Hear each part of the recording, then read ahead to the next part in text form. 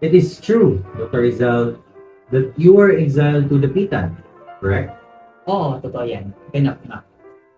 Having experienced exile in foreign lands previously, this time you found yourself exiled within your own country. Do you have any insights into why Dapitan was chosen as the site of your exile? Dapitan. Mukhang hindi kontento ang mga otoridad na ipadala ako sa malalayong baybayin. Ipinasya nilang manatili ako sa malapit na paligiran ng mga kakilala at gayon pa man nag-iisa sa isang lugar na laging binabantayan. Sa totoo lang, ito ay parang parusa na isinaklob sa isang estratehikong galaw. Ngunit tumatanggi akong ituon ang aking pansin lamang dito bilang parusa. Sa retrospektibo, ito ay isang kabanata ng mga di inaasahang pagkakataon at malalimang pag-unlad.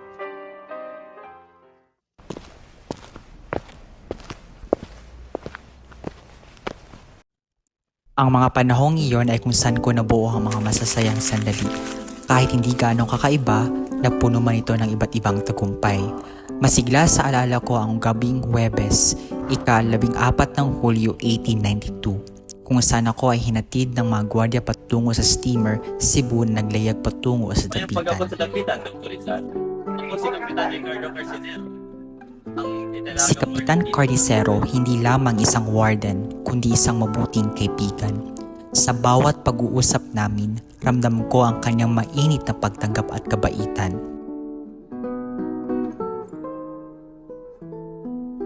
Dr. Rizal, it's fascinating to learn about your experiences here in Dapitan. You've been quite industrious during your exile. Can you tell us more about your life as a farmer and businessman? Si Senyoretana. Ang aking panahon dito sa Dapitan ay naging tandaan ng mga pagsisikap na lampas sa hangganan ng simpleng pagpapalayas lang. Tinanggap ko ang pagkakataon na makiisa sa mga gawain sa agrikultura. Isinusulong ang mga modernong paraan sa gitna ng mga lokal na magsasaka. Narito tayo upang magkaroon ng masaganang ani. Salamat po, Dr. Rizal, sa iyong gabay at suporta sa akin. Walang anuman, Ginoo. And what about your ventures in business? We've heard about your partnership in light manufacturing. Oo, nakipagtulungan ako kay Ramon Cardion sa paggawa ng apple. Layunin na mag-ambag sa lokal na ekonomiya habang pinalalat ang pagbabago. Matagumpay ang ating pagtutulungan at nagpapasalamat ako sa pagkakataon na makatulong sa kasaganaan ng Dapitan.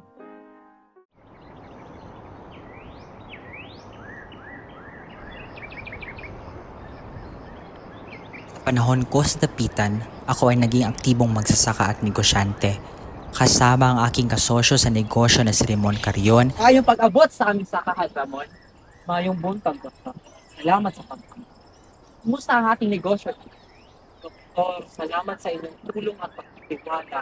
Ang ating negosyo na sa paggawa ng apog ay tuluyang lumalago. Ang ating mga produkto ay inasahan at pinangalan.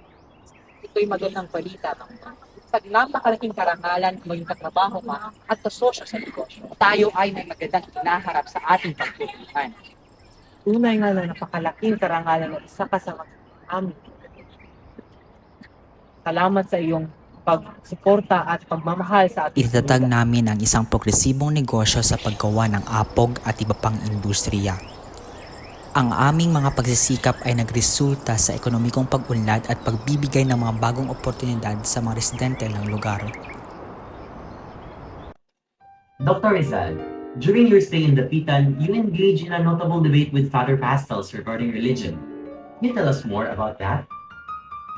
Si Senyoretana, may ilang pag-uusap kami ni Padre Pastels tungkol sa mga bagay-bagay ng religiyon. Bagaman may mga pagkakaiba kami sa pananaw, ang aming mga palitan ay sinagawa ng may kabuuan na respeto at intelektual na kagagagan. How did these debates conclude? Ang aming mga debate ay maaaring ituloy na hindi nagkakatugma sapagkat pareho kami nananatiling matatag sa aming mga paniniwala. Sa kabila ng aming mga pagkakaiba, nagpapatuloy ang aming magandang ugnayan ni Padre Pastels na nagpapahayag ng kahalagahan ng marangal na pagkikipag-usap kahit sa harap ng hindi pagkakasundo.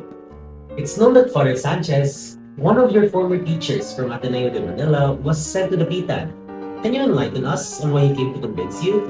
Talaga nga, ang pagdating ni Father Sanchez sa Dapitan ay lubos na makabuluhan. Siya ay pinagkatiwalaan na kumbinsin ako upang muling isaalang-alang ang aking mga paniwala at mga paninindigan. Father Sanchez, matagal na yung huling pagkikita natin. Kamusta naman yung pagdating?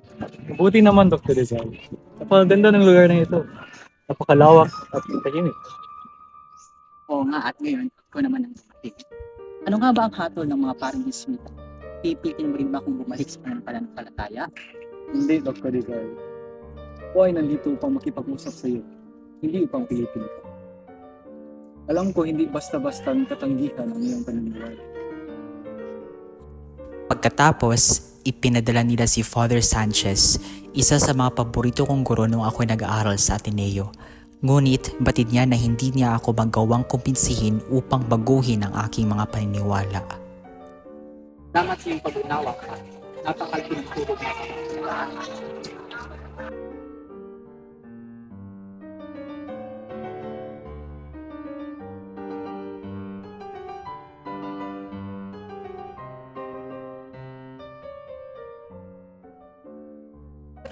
Ito ay isang kakaibang kopya ng Estudio sobre la Lengua Mexicana. Sinulat ko ito at inaalay sa iyo bilang pasasalamat sa iyong tiwala sa Sonta. Maraming salamat, Dr. Rizal. Ito ay isang napakalaking karangalan para sa ako.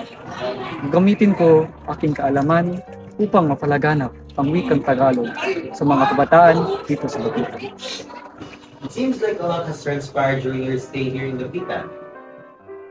Indeed, many events have unfolded and been a witness to several developments. Your presence must have contributed to some of those changes. Would you care to share some of your endeavors for the community's development? Sa panahon ng aking pagtira sa Dapitan, isang malaking hamon ang kinaharap ko. Ang mabigyan ang mga tagalungsod ng malinis na tubig. Bilang isang surveyor, ginamit ko ang aking kaalaman upang likhain ang isang sistema ng waterworks na magbibigay ng sariwang tubig sa mga residente. Bagamat mahirap at kulang sa kagamitan at pondo, nagawa ko pa rin ito ng walang tulong mula sa pamahalaan.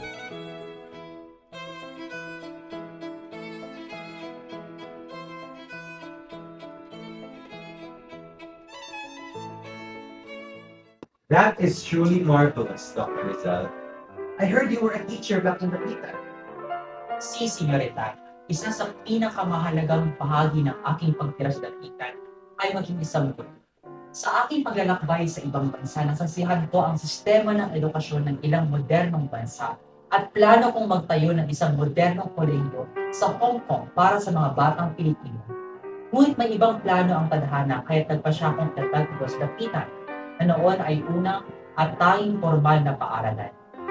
Sa pamamagitan ng pagtuturo, ako'y nakatulong sa paglalaganap ng edukasyon sa komunidad, isang bagay na gustong pinapahalagahan.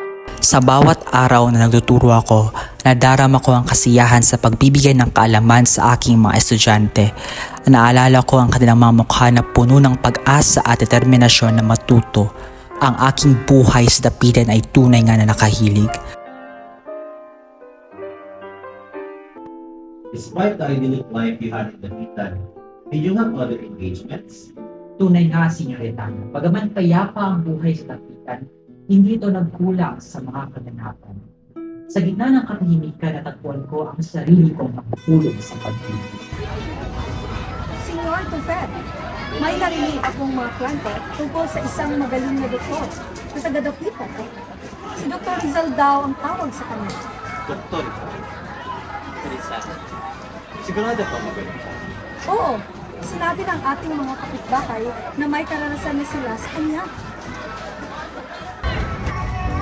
Dr. Rizal. Ito po ang sulat ng rekomendasyon mula kay Julio Loret. Ako si Toper. Nagpunta po ako dito upang magpagamot sa mata. Salamat sa pagkakas. Nga pala siya, maaari ko bang malaman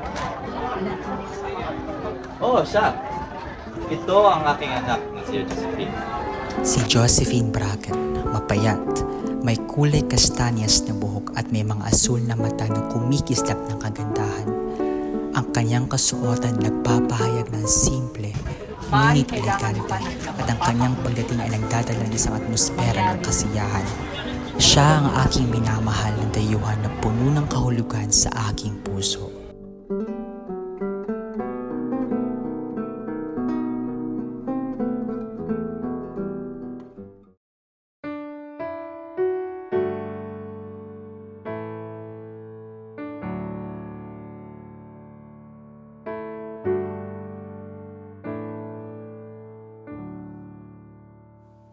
Ikaw ang una at huling